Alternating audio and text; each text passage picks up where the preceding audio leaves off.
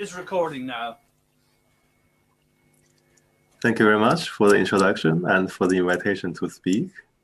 And thanks everybody for coming. I was told that although this is formally seminar series on knot theory, people here has broad interests ranging from geometry to physics maybe, and their interactions. And this talk is exactly about how geometry interact with physics. And so far, I very much enjoyed the informal atmosphere of this seminar, and I hope that continues throughout the talk. So please feel free to interrupt or ask questions and make comments. So if you ask a physicist, why would anyone be interested in quantum field theory, then the physicist would most likely tell you that, well, that's because quantum field theory describes our nature with a remarkable accuracy. So how could anyone be not interested in quantum field theory?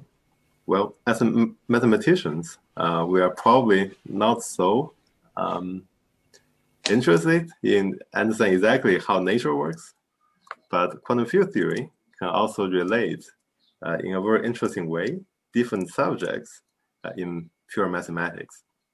It's especially good at uncovering hidden structures in geometry and topology. It could be hidden algebraic structures or some hidden geometric structures or combinatorial structures. So quantum field theory often serves as a bridge connecting different subjects in math. And I think many of you are already familiar with some examples of this. For example, there is a famous three-dimensional quantum field theory known as the transaction theory. And if you ask what it is, a physicist would give you this action. So even at the level of this rough physics definition of the theory, you can clearly see that it's a right kind of object to relate geometry with representation theory. Indeed, in this path integral, you have some denoted as M that is supposed to be a three-manifold. And then you have some A that is supposed to be some connection of some gauge bundle. And you can even consider operators in the theory that are what's known to physicists as Wilson loops. These are colored by representations. So therefore, the input for this theory involve a piece of geometry and topology and another piece of representation theory. So not surprisingly, studying this theory of transaminds theory with transaminds action leads to a very interesting interplay between representation theory and topology, opening up a new field of research known as quantum topology. And the line operators or loop operators like this would lead to a new interpretation or a physics interpretation of the Jones polynomial or its close cousins like colored Jones polynomials. And by considering the theory on closed three manifolds, you obtain some interesting invariants for closed three manifolds known as Witten-Resdick-Trief invariants. And the story does not stop in 3D. In 4D, there is, again, very interesting dialogue between physics and geometry. So shortly after, Seiberg and Witten figure out how to understand the low energy dynamics of some gauge theory in 4 dimensions. Witten immediately try to apply this to study smooth structures on 4 manifolds. And Seiberg-Witten invariance was invented. It revolutionized the study of 4 manifolds and also have some interesting application to the study of 3 manifolds. So these are stories that are perhaps quite familiar to a significant portion of the audience. So I will not say too much about it. So today, instead, of talking about applications of quantum field theory in 3 and 4 dimensions, we'll be actually using higher dimensional quantum field theories. The idea is that higher dimensional quantum field theory can unify and generalize all these results obtained from lower dimensional quantum field theory. And they are even more effective at relating geometry and algebra and producing interesting invariants for manifolds. So how could one use quantum field theory in higher dimensions? The idea is rather simple. If you consider, let's say, a 6-dimensional quantum field theory, this geometry, d-dimensional manifolds times a slightly simpler space-time, like a 6 minus d-dimensional Euclidean space. And then you can try to reduce the size of the d-dimensional manifold. And once you shrink the size of this, effectively, you will have a quantum field theory in lower dimensions, in 6 minus dimensions. Then the interesting geometric data encoded in the d-dimensional manifold will be translated into interesting mathematical structures and interesting dynamics of the lower dimensional 6 minus d-dimensional quantum field theory. For example, if you have some interesting geometry that contain maybe a torus,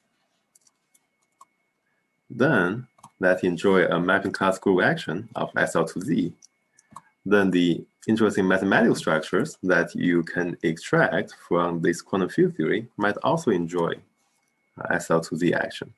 So you obtain something that would be modular. Later we will see that indeed in some cases you get interesting modular objects.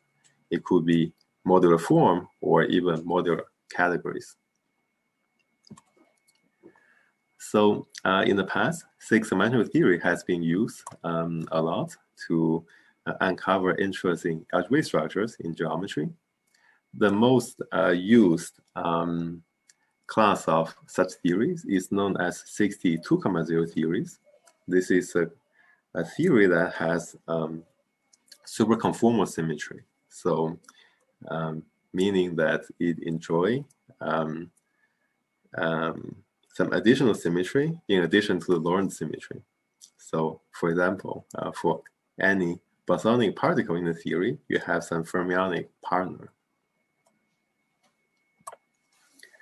So a remarkable fact about this theory is that it's classified by AD Deakin diagrams. So although maybe you don't know about the details about what this theory looks like and what's the dynamics there, what you can say is that, well, to specify any such theory in 6 dimensions, you just need to pick AD Deakin diagram here. And that uniquely specify a 6-dimensional 2,0 theory. And you can compactify this theory on 4 manifolds, 3 manifolds, 2 manifolds. And each of the cases will lead to some interesting applications to geometry. For example, if you compactify that on 4 manifolds, it turns out that the resulting theory knows a lot about the moduli space of instantons. And it also leads to some interesting, well, conjecturally, invariants that are vertex of the algebras associated with 4 manifolds. And you can also compactify the theory on 3 manifolds. We'll talk more about such quantification later. And by considering this, you can extract some interesting new quantum invariants, or you can categorify some old quantum invariants. So I understand that Sergey has already given talk in this series about such applications. And I will also say a bit more about this later. You can also compactify the theory on two manifolds or a Riemann surface. And it turns out that that's also a very interesting case. Although you might not be interested just in the geometry of the Riemann surface, there are various moduli spaces associated with the Riemann surface that are extremely interesting. And such theory, now in 4 dimensions, were used to study the Herbig geometry of various moduli spaces and interesting phenomena like wall crossing. They also have interesting application to the geometric line length program. So this is one particular class of SIGD theory. And there's actually a bigger class known as SIGD 1,0 theories. This has less supersymmetry compared to the previous class, and in fact contain the previous class.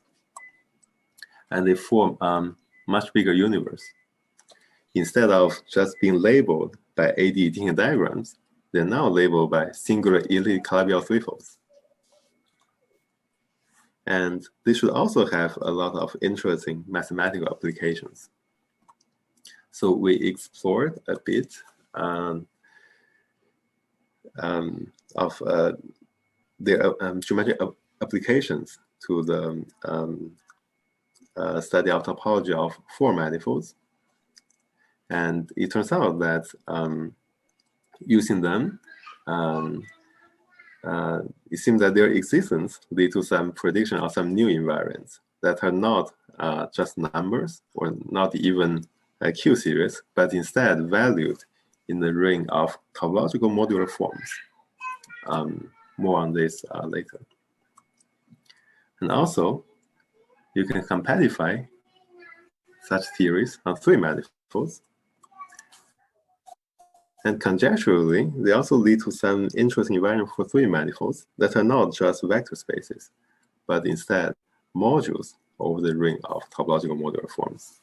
So this is currently being investigated with jointly with Sergey and Slava, who might be in the audience. Not exactly. And you can also compactify the theory on Riemann surface. This system has been studied a lot by physicists, and I have no doubt that very soon in the future, there will be interesting mathematical applications of such theories. So today, I will be talking about 3 specific ways, starting from the SIGD theory to get interesting invariants of 3 and 4 manifolds. So this is a roadmap of this talk. So we will start here, high up in the mountains, start with some SIGD theory, and then we will go down in dimensions. We'll consider various geometric setups that will lead to various invariants. So any questions so far before I talk about the first geometric setup? So if you want to study a 3 manifolds, we can consider this geometry. So we consider the SIGD theory on D2 times S1, which is a solid torus, times general 3 manifold. So the reason that we consider something like this is because, well, in the end, if we want to get some invariants, we want compact manifolds where we can compute the partition function. So instead of considering this on R3 times M3, it's more convenient to consider this, the theory on this particular geometry. So recall that the SIGD 2,0 theory is labeled by an AD thinking diagram. So G here denote simple Lie algebra of type ADE. And one can first compactify on M3. to obtain from the 6D theory a three-dimensional theory. So the partition function of the system is the same as the partition function of the 3D theory on the solid torus. And D2 has isometry, a U1 isometry, and one can use this to form a twisted D2 times S1. Namely, once you travel around S1, the D2 got rotated by an angle. And accordingly, the partition function would depend, one can introduce an additional parameter for the partition function. And the partition function would be an interesting Q series. Furthermore, because the geometry has a boundary, which is torus, we need to specify a boundary condition. That's denoted by A. And that's why the partition function of this system will be naturally a Q series labeled by an additional label A, additional index A. So we studied this quantity, and it can also have interesting properties. So here, on the boundary of solid torus, of course, you have mapping class group action. That does not leave the solid torus invariant, but interestingly, when the three manifold is simple enough, the quantum field theory is simple enough. And in the end, the Q series would also have interesting modular property. So, but before that, let me mention some property of this invariance of three manifolds. And for simplicity, let's take G to be SU2. And then the label A will take value in this group, the torsion part of H1 of the three manifold. It can be viewed more accurately as the dual of a abelian flag connection on the three manifold. And this invariant also enjoys symmetry. So if you send A to minus A, this Z hat will stay the same. So you can quotient it out and only consider A valued in this group quotient by Z2. And as I mentioned, it's a Q series. And what's remarkable about it is actually it's actually integer Q series. And one way to see this physically is that this Z hat is computing certain order characteristic on a graded vector space. So there is a Hilbert space known as space of BPS states, and that vector space is naturally triply graded. And Z hat is actually computing a certain order characteristic, equivariant order characteristic on this space. That's why it's an integer Q series. And another very interesting property about Z hat is that it has some interesting connection with the WRT invariant.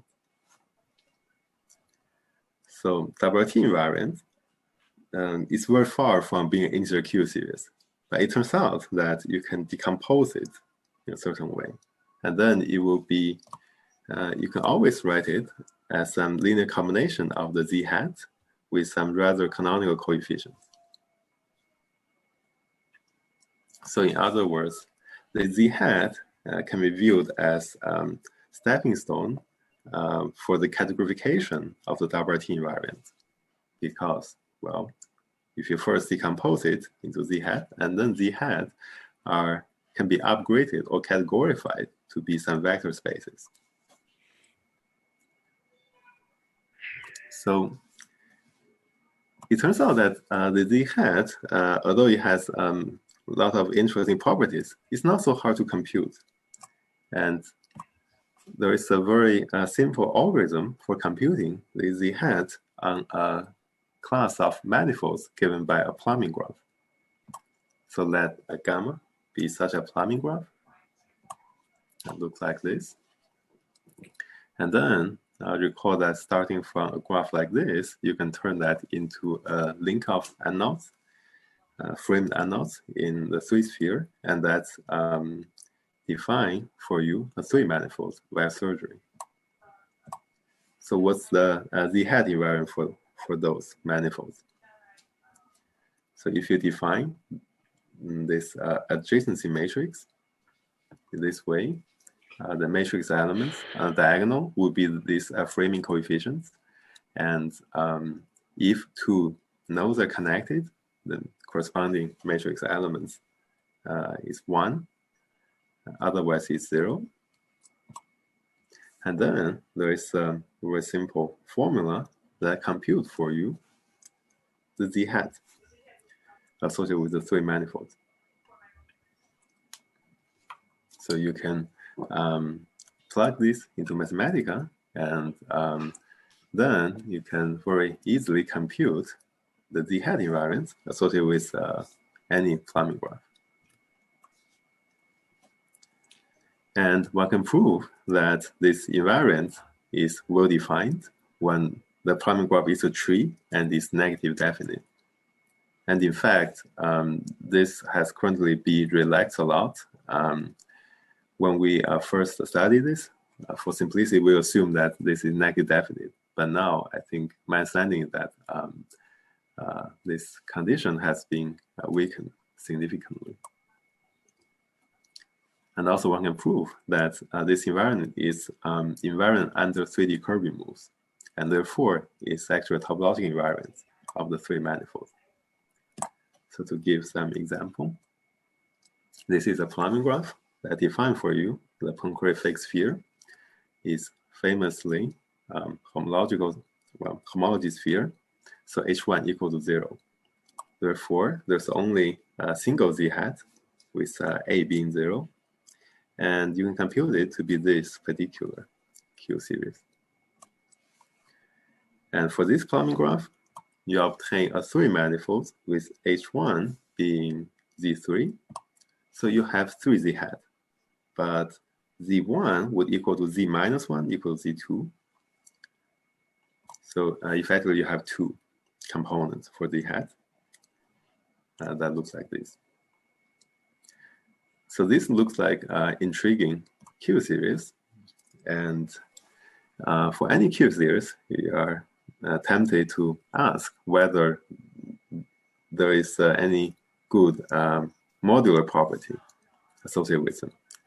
In these cases, indeed, these Q series will be modular, but they are not usual modular forms.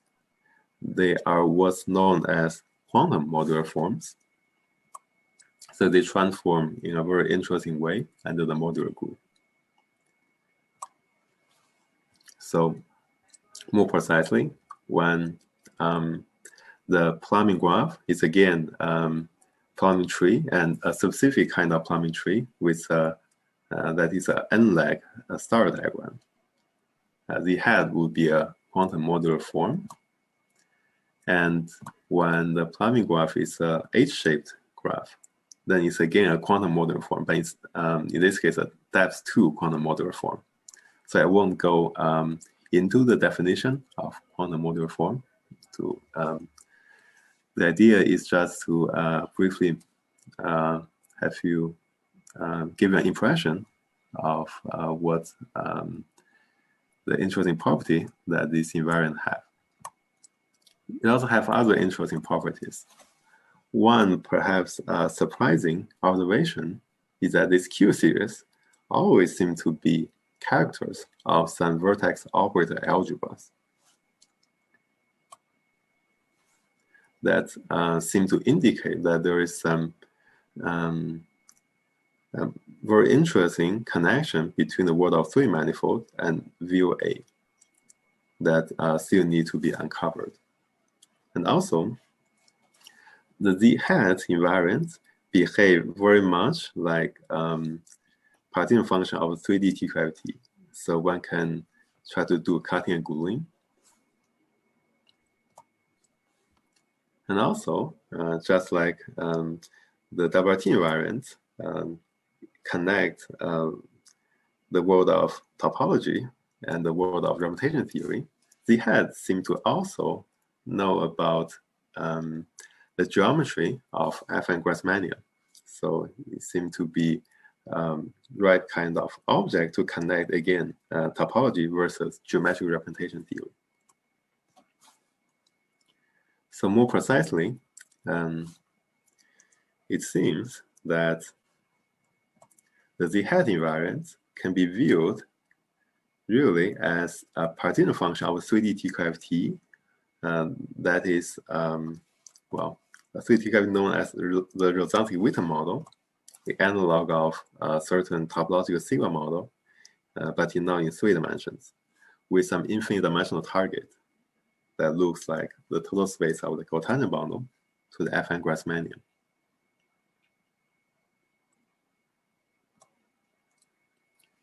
So to see that why this conjecture is reasonable require perhaps generalizing slightly the previous setup. So the second setup that we will talk about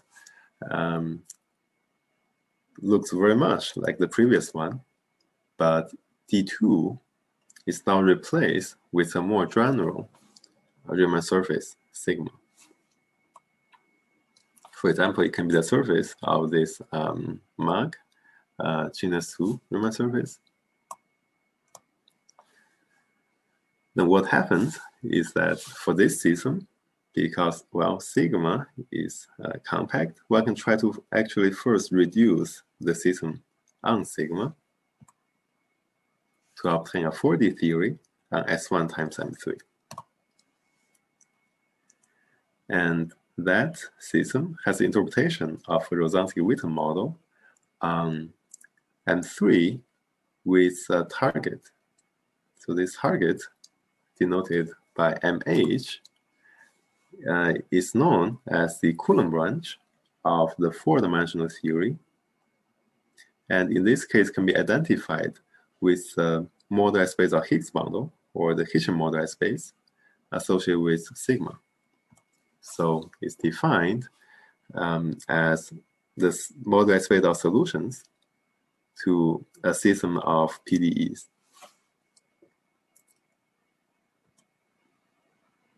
And to recover the example 1, one can again replace sigma with D2. And then the moduli space of Higgs bundle on D2 can be identified with this particular geometric target. This is why, this is how to see that this conjecture makes sense, at least at level of quantum field theory.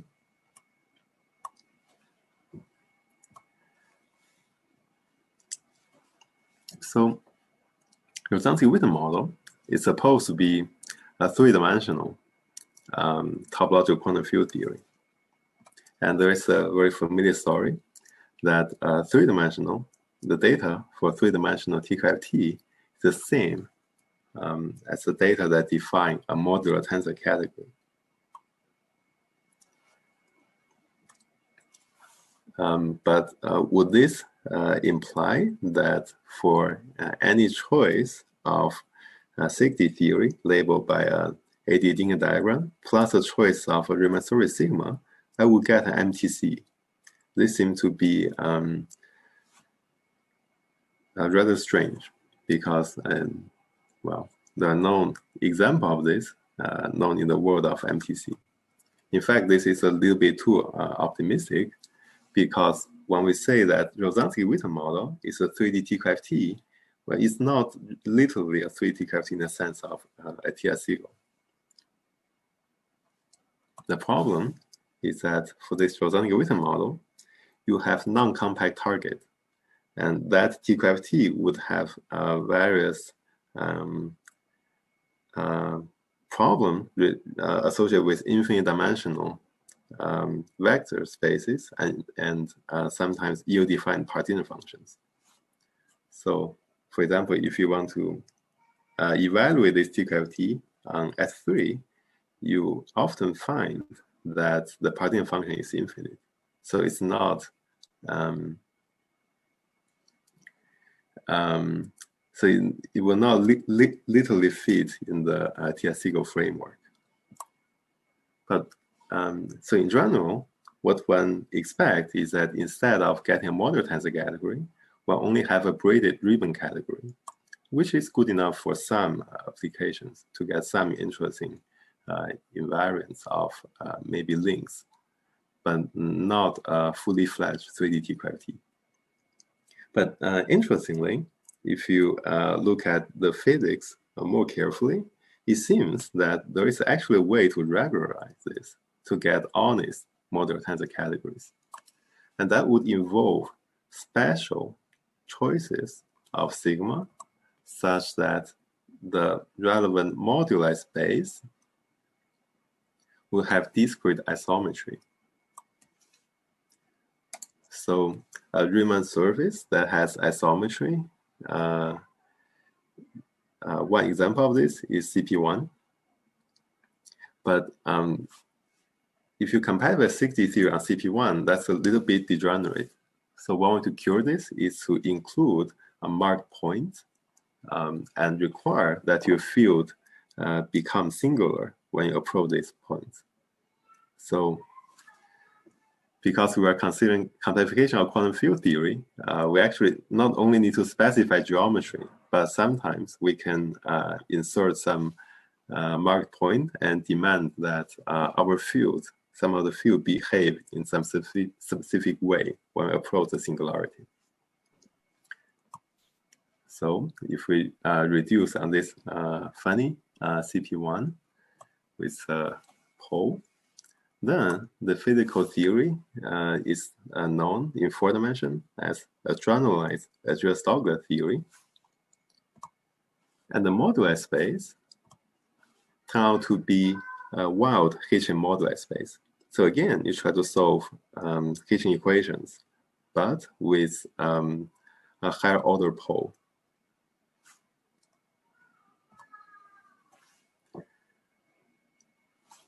And this moduli space often have discrete isometry. So there's so this moduli space is hyperkähler, like the usual Hitchin moduli space, and there are symmetries, often symmetries Zn that preserve the hyperkähler structure, and N here is closely related to Stokes phenomenon around this higher order pole. And physics observation is that if you use the Zn isometry, you can actually obtain an honest 3D TQFT. And mathematically, that seems to indicate that there is a way to start with this braided ribbon category and make it modular. We don't completely understand how this actually happened at level of category, but the prediction from quantum field theory seems to be quite clear, that you get one model tensor category for each element, gamma, in Zn star. So for example, there is a particular simple 4-dimensional theory with a very simple moduli space. So this moduli space, it is hyperkähler, but viewed as in certain complex structure is an elliptic surface. So there is a single fiber that is exceptional, and the other fibers are smooth elliptic curves. And this moduli space has Z5 symmetry. Therefore, there are going to be 4 different model tensor categories. For gamma equals 1, you get a particular nice dictionary between the geometry of the moduli space and the algebraic data that define a modular tensor category. For example, the Zn fixed point, so these green points would correspond to the label set for the modular tensor category that label the simple objects. And in this model space, there is a function known as a moment map. So it's it generates certain U1 Hamiltonian action for which Z5 is a subgroup of. And that you can evaluate this moment map at the fixed point. And this translates into the eigenvalue of the T matrix. You can also obtain the S matrix from the geometry of normal bundle to the fixed point. So you get a very nice dictionary between geometry and algebra. And in this case, this modular tensor category turned out to be the Li-Yang MTC. It's a well-known non-unitary modular tensor category. And one consider also other gamma. The other gammas are related to gamma equals 1 by Galois transformation. So a modular tensor category, you can start with one of them and obtain and perform Galois transformation. In the case of the MTC, it's known that in the orbit of the Galois transformation, you get something that are actually unitary, like G2 at level 1 or F4 at level 1. So in this way, you get some interesting families of modular tensor categories. And in fact, as the name indicates, there are other address Doppler theories. So you can consider any G1, G2 address Doppler theories where G1 and G2 are ADE, labeled by ADE thinking diagrams. So that leads to many interesting family of MTCs. And again, you can ask a lot of questions that has been asked in quantum topology, like what happens if one take various asymptotic limits, whether there are volume conjectures, and also since we are now in a world of non-unitary MTC, would this lead to some interesting new invariants that previous invariants coming from unitary MTC cannot detect? So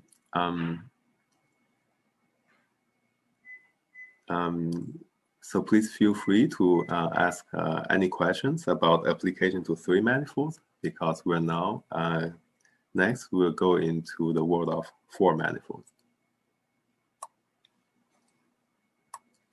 So in the world of 4 manifolds, a very simple way to obtain invariance is to consider simply this geometry, T2 times M4. And one can consider, for example, the partition function of the 62,0 theory on this geometry. And this geometry, again, enjoy the feature that it contains a torus. So therefore, the invariant you get is most likely modular. And indeed, this system has been studied by Waff and Witten. And what they found is that you exactly get a modular form, not a modular under the entire SL2Z, but modular with respect to a congruent subgroup. So in other words, it's a modular form of level 4, well, which happen to be of level 2 when M4 is spin. And another way to view this interesting phenomenon is to say that instead of having a single modular form, you are actually having a vector value modular form. And this is quite general feature when you consider such a 6D theory. So I don't know how much I should go into this, but it is often said that the 6D theory is a relative theory. Namely, it's better to view this as a theory living on the boundary of 7-dimensional topological theory. And therefore, this leads to an interesting subtlety when you want to talk about partition function of this theory, because, well, since it's coupled system, you need to do something about the 7D theory. And one to deal with it is to choose a particular state in the Hilbert space for the 7D theory. So this is some interesting technical complication when you are dealing with this 6-dimensional theory that plays a very interesting role in, for example, the geometric long length program, how a theory, how like gauge group SU2 become SO3 on the other side. So there's some interesting story, but I don't plan to talk too much about it. So I will just mention it in passing. So for 2,0 theory, as mentioned, that was studied by Buff and Witten, and they predict some very interesting invariants that are modular forms. But one can consider 6D theory on the same geometry. When compactify 6D1,0 theory on the same geometry. So for 6D1,0 theory, if you compactify 4 manifolds, you will obtain a 2D theory. And these are, again, 2D theory with supersymmetry. These are theories with the least amount of supersymmetry that can ever exist in 2 dimensions. So they will have a single supercharge. And if we want to obtain interesting invariants associated with 4 manifolds, one should first try to extract some interesting invariants from the 2D 0,1 theory. So what are the interesting invariants for 2D 0,1 theory? There's an invariant known as gravitational anomaly. So when the 2D theory is conformal, this is particularly simple to understand. For conformal theory, physical theory, you have left moving and right moving degree of freedom. So you have VOA on the left and on the right, and they will have central charges. And this quantity, the difference between the 2 central charges multiplied by 2, happen to be an integer. And it's always invariant under any deformation of the quantum field theory. So could this lead to interesting invariants of 4 manifolds? Well, for this gravitational anomaly, so this integer usually turn out to be some topological invariants that won't care about smooth structure. But there are more refined invariants. From the quantum field theory, one can compute something known as the elliptic genus. So this will be a modular form with a weight d over 2, where d is the previous number, the previous d, this integer that measures gravitational anomaly. But actually, one can do slightly better. So there is a refinement of the elliptic genus that take value in the ring of topological modular form. So this was conjectured by homotopy theorists, Stolz and Techner. Well, they predict that there are new invariants of 2D 0,1 theory that are valued in pi star TMF, which denotes the ring of topological modular forms. So it's not too hard to see that this indeed fit the bill. For example, it's again a graded ring, so it contains the information about the gravitational anomaly, this integer d, and it's also equipped with a map. to the ring of modular forms. So here, this denotes the ring of modular form, or technically weakly holomorphic modular forms. But it also enjoys some interesting features that one would not necessarily expect purely from physics considerations.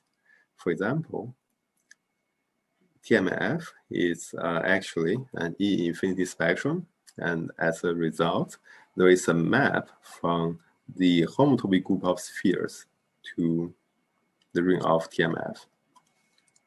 And that leads to some interesting generators in this ring. And it would be somewhat surprising if indeed these any elements in PyStar TMF would come from some deformation class of quantum field theory.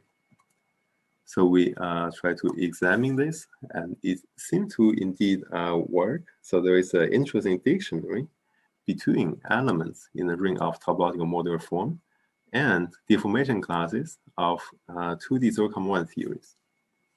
So this is part of the dictionary with a degree from -24 to 24.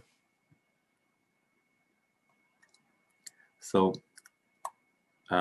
if indeed you have invariants of 2D theory valued in PyStar TMF, then you can try to immediately ask the question whether this leads to interesting invariants for 4 manifolds, and what are the nice properties it has compared to the invariant that we already have, like Seiberg-Witten invariants or Donaldson invariants. So to illustrate that it indeed has some good property, let's take T to be the simplest 61,0 theory. There's a very simple theory known as free 60 tensor multiplet. But even in this case, we see that the invariants that it leads to enjoy some good property. So first of all, for any 4 manifolds, the theory would lead to an invariance valued in PyStar TMF in this particular degree, 3 times B2 plus minus 2 times B2 minus. And if we want to form canonical sum between 4 manifolds, the invariants will actually be the products of invariant associated with the 2 4 manifolds. So if you compare this with how Seiberg-Witten or Donaldson-Witten invariants behave, you will be very encouraged because one problem about Seiberg-Witten invariants is that if you consider canonical sum of 2 4 manifolds with non-vanishing Seiberg-Witten invariants, you will get 0. That make it hard to be applied to some problems in the world of 4 manifold topology. But this invariant, instead of being 0, it's often non-zero. I should say that this, for more complicated 61,0, if you replace T with some other complicated theory, you get not this simple relation, but some other kind of convoluted product. But still you expect that under canonical sum, it will not simply be 0. So to be very concrete and show you some invariants that this simple theory leads to, let's first consider some very simple 4 manifolds. A particular simple 4 manifolds is a product of two spheres. So B2 plus and B2 minus are both 1. So you have some invariants in degree 1. And that turned out to be eta, which is the image of eta in pi1 of S under the map to PyStar TMF. So there's a well-known element in pi1 of S, sometimes known as the Hopf invariance, because it's really the really come from the Hopf vibration of S3 over S2. And for this very simple theory, that's this is what you associate to this four manifold. How about CP2, another very simple four manifold? So P2 minus would equal to 0, P2 plus equals to 1. So you expect an invariance in degree 3. And it turns out to be another topological model form that comes from homotopy group of spheres. So this is another Hopf invariance associated with another Hopf vibration of the 7th sphere over 4th sphere. And it's a generator of this Z24. How about canonical sum of CP2 with CP2? So this is going to be something in degree 6. And as mentioned, it will going to be products of the invariant associated with each component. So you have nu squared, which is not 0 in a ring of topological modular form. And how about K3, another interesting four manifolds? In this case, you get something in degree minus 29, and that will actually be 0. So you might be disappointed, but this is perhaps what you really expect because this theory is too simple. If you really want to get interesting invariant, you should really use an interacting theory, a more complicated, fully fledged quantum field theory, not a free theory. But even for this free theory, if you consider a close cousin of K3, an unrigged surface,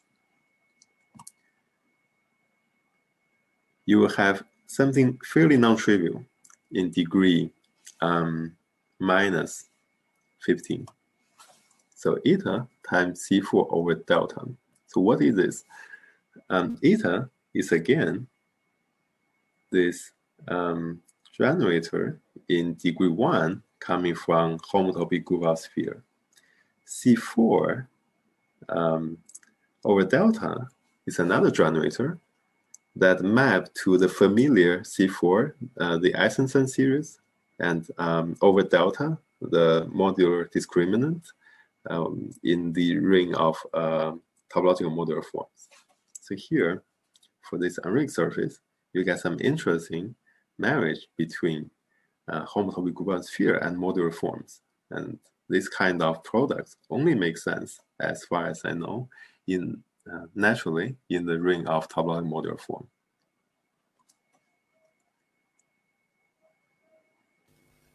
Have you looked at the twisted S2 cross S2? Yeah, that's actually an interesting question.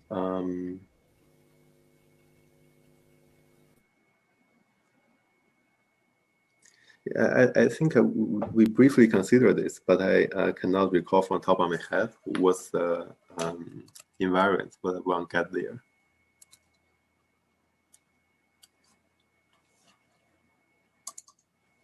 So maybe I should again try to emphasize that this is like a toy model. So you shouldn't expect that by applying this theory, you can prove some new theorems in the world of four-dimensional topology. But instead, one should first try to develop a framework of considering this invariant for more complicated, more interesting theory in 6 dimensions. So one way of doing this is by considering the TQFT structure of this invariant. So before I mentioned that this safety theory would lead to topological model form invariant for 4 manifolds and modules over ring of TMF for 3 manifolds. And conjecturally, these form 4D TQFT over pi star TMF. And currently, we are trying to see whether we can develop this idea further and to see whether there are interesting cutting and gluing properties. And after figuring out that, one can try to apply this to really the world of four manifold topology.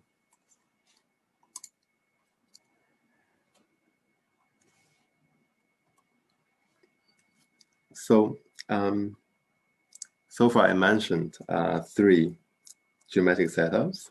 And of course, it's very easy to come up with geometric setup that differ from all of these that I mentioned. For example, how about a 5 manifold times R1 with the 5 manifold being products of T2 times M3. So what do we get from this geometry?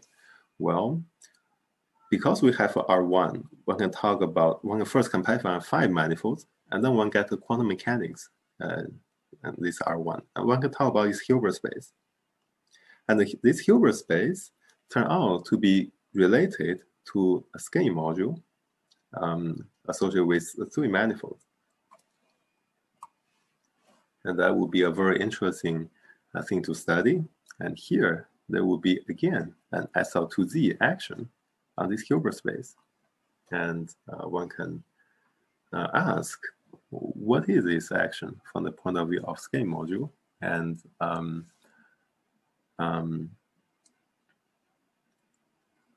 what are the interesting structures of this Hilbert space? And in the first geometric setup, it contains a disk, and one can replace this disk with something else. For example, how about replacing this with an annulus? The benefit of that is that now you literally have an SL2Z action.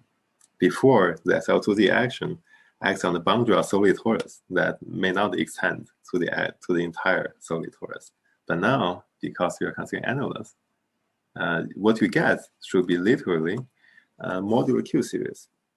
So there should be some modular Q series that are close cousins of Z hat associated with 3 manifold. So what are these? And there are various possible geometries to explore, and I have no doubt that there will be many new and interesting invariants coming out of application or compatibilization of 6-dimensional theories. So let me stop here and thank you all for attending.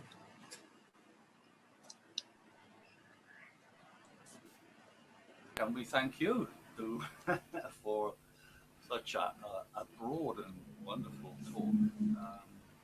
Thanks. Are there any questions? Can you make some remarks about how this point of view is related to link homologies, like related to Kovanov homology? Right. So if one consider the same geometry, let me go back to this page. If you consider this geometry with literally M3 being a 3-sphere, but with a link inside, that's exactly the physical setup that is known to produce Kovanov homology. So here, in a sense, what we are doing is simply replacing that geometry with the geometry that involve 3 manifolds that are more general than just a 3-sphere. So, of course, even here, one can consider inserting a link in M3, and that would be a generalization of both the story of Z hat and also the story of Kovanov homology. Do you also get models for other link invariants like the Heegard-Floor homology? So there is a way to obtain Heegard-Floor homology simply by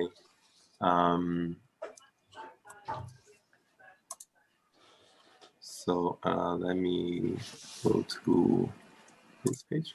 So like even here, if we compactify a circle in T2 with R, and then on that R, one will have a Hilbert space. And that's expected to be a version of floor homology, depending on what the theory that is, what's the safety theory chosen. So for a particular 61,0 theory, this will be multiple floor homology, and for some other version, it will be instanton floor homology. And as you know, that they are all very close related to Hilbert floor. That's right. That's right. And then the not theoretic floor homology is some technical steps away from that general pattern of floor homology. Yeah, that's right.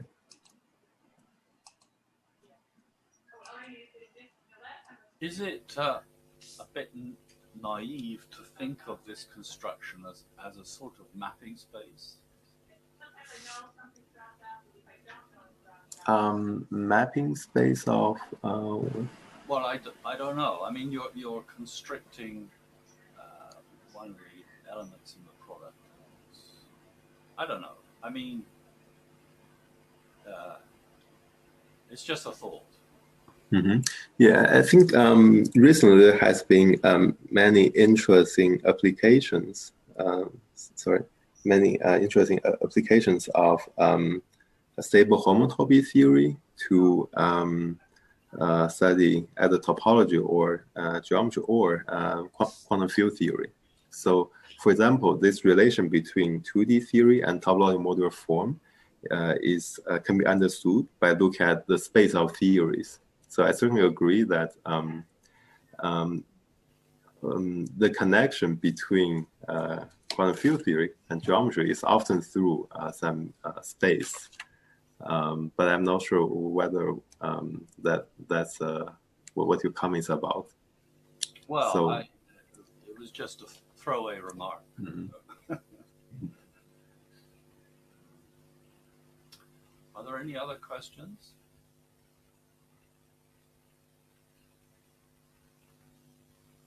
Well, I think we can all thank Du again for very interesting.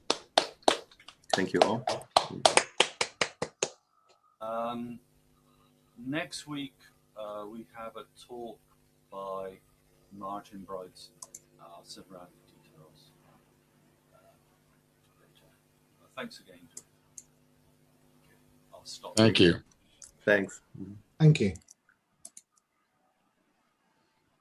So have a nice day. Please be sure to send us your slides. We'll put them in the I'll Dropbox. No problem. Thanks.